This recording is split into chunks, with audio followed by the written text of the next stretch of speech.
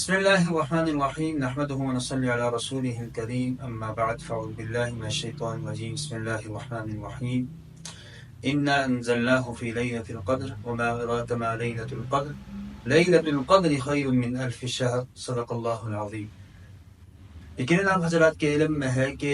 رمضان المبارک گزر رہا ہے اور تقریباً رمضان المبارک اپنے آخری مراحل میں جو ہے گزر رہا ہے. اب اس میں ایک رات ایسی ہے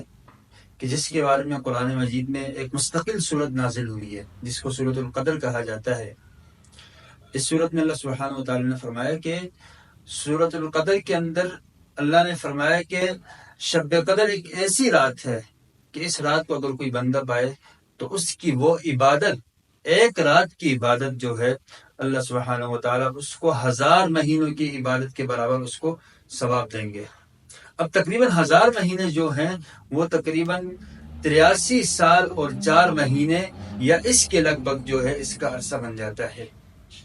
اب شب قدر کیا ہے اور اس میں کیا احکام کرنے چاہیے، کیا کام کرنے چاہیے، اس کے بارے میں آپ حضرات سے کچھ باتیں گزارش کرنی ہے. نمبر 1، شب قدر کس رات میں ہوتی ہے؟ تو یہ سمجھ لیجئے کہ حضور اکرم صلی اللہ علیہ وسلم کی ایک حدیث ہے جس میں آپ نے ارشاد فرمایا کہ شب قدر جو ہے وہ رمضان المبارک کے آخری عشرے میں ہوتی ہے، اور شب قدر رمضان مبارک کے آخری عشرے میں بھی طاق راتوں میں جو ہے حضور نے فرمایا کہ اس کو تلاش کیا جائے. اب اس رات کو مخفی کیوں رکھا گیا؟ تو صحیح بخاری کی حدیث ہے کہ سرکار دو عالم صلی اللہ علیہ وسلم ارشاد فرماتے ہیں کہ میں ایک دفعہ گھر سے باہر نکلا شب قدر کی پہچان کے لیے، تو آپ نے ارشاد فرمایا کہ مجھے شب قدر کی علامات بتائی جا رہی تھی، لیکن جب میں باہر نکلا تو جو ہے 2 مسلمان کو میں نے جھگڑتے ہوئے دیکھا، تو ان 2 مسلمانوں کے جھگڑے کی وجہ سے جو ہے اللہ سبحانہ و تعالیٰ نے اس رات کو مجھ پر جو ہے مخفی کر دیا، اس کی علامات کو مخفی کر دیا. اور یہ بتایا گیا کہ شب قدر کو اگر تلاش کرنا ہو تو رمضان مبارک کے آخری عشرے کے طاق راتوں میں جو ہے اس رات کو جو ہے تلاش کیا جائے. اب اعتکاف کا جو سنت ہے، حضور کی سنت ہے، آخری عشرے میں جو اعتکاف آپ بیٹھتے ہیں، تو آپ صلی اللہ علیہ وسلم کی یہ جو اعتکاف والی سنت ہے یہ بھی شب قدر کی جستجو اور تلاش کے لیے. آپ اس کو دیکھیں گے تو آپ اعتکاف کیوں بیٹھتے تھے؟ آپ اسی وجہ سے بیٹھتے تھے کہ آخری عشرے میں تاکہ آپ صلی اللہ علیہ وسلم شب قدر کی رات کی جستجو اور اس کو تلاش کریں اور اس کو پائیں. اب طاق راتیں تو ہیں، لیکن 27ویں شب جو ہے اس کے بارے میں بہت زیادہ حضرات علماء کرام اور مفسرین کرام نے لکھا ہے کہ 27ویں شب جو ہے شب قدر کے ہونے کے بہت زیادہ جو ہے چانسز ہیں. اب یہ وہ رات ہے جس رات میں اللہ سبحانہ و تعالیٰ کی طرف سے فرشتوں کا نزول ہوتا ہے. تنزل الملائکۃ والروح فیہا بإذن ربہم من کل امر، فرشتوں کا نزول ہوتا ہے، فرشتے اترتے ہیں، اور اللہ تعالیٰ کی رحمت اور اللہ تعالیٰ کی جو رحمت ہے وہ اتنی زیادہ عام ہو جاتی ہے کہ آوازیں لگتی ہیں اللہ کی طرف سے، کون ہے مانگنے والا، اللہ تعالیٰ اس کو عطا کرے، کون ہے بخشش طلب کرنے والا، اللہ تعالیٰ اس کی گناہوں کو معاف کرے،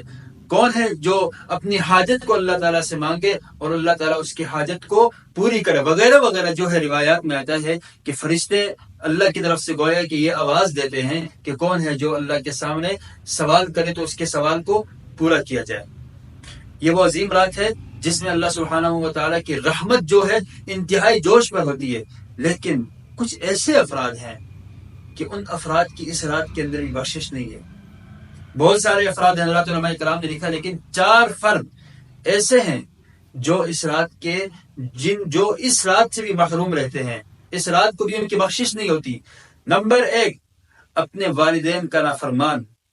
جو آدمی والدین کا نافرمان ہوگا وہ اس رات کی برکات سے محروم رہے گا. نمبر 2، حضور نے ارشاد فرمایا کہ شراب کا عادی آدمی،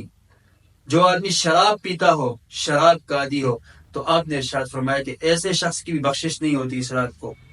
نمبر 3، آپ نے ارشاد فرمایا کہ رشتہ داروں کے ساتھ برا سلوک کرنے والا آدمی، جو آدمی اپنے رشتہ داروں کے ساتھ برا سلوک کرے گا، رشتہ قطع کرے گا، صلہ رحمی کو توڑے گا،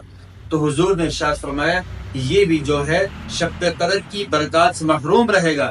نمبر 4، زنا میں مبتلا شخص، جو آدمی ایسے کام میں مبتلا ہو، تو حضور نے ارشاد فرمایا کہ یہ آدمی بھی جو ہے شب قدر کی برکات سے جو ہے محروم رہے گا. تو اللہ تعالیٰ سے دعا ہے اور یہ دعا انسان کرے کہ رمضان مبارک گزرے اور ہماری مغفرت نہ ہو، رمضان مبارک ختم ہو جائے اور ہماری مغفرت نہ ہو، تو یقین کریں اس سے بڑی کوئی بدبختی نہیں ہوگی۔ ایک حدیث ہے جس میں آپ نے ارشاد فرمایا کہ بد نصیب ہے اور بدبخت ہے وہ شخص جس نے رمضان المبارک کا مہینہ پایا اور اپنی بخشش نہ کروائی ہو۔ تو یقیناً رمضان اپنے آخری لمحات میں ہے، تو اس کی قدردانی کرنی چاہیے۔ اور میں اپنے تمام جو دوست مجھے سن رہے ہیں ان سے میری گزارش ہے کہ باقی جو تقریباً 5 یا 6 دن رہ گئے ان دنوں میں ہم جو ہے کوشش کریں۔ اور رمضان مبارک ایک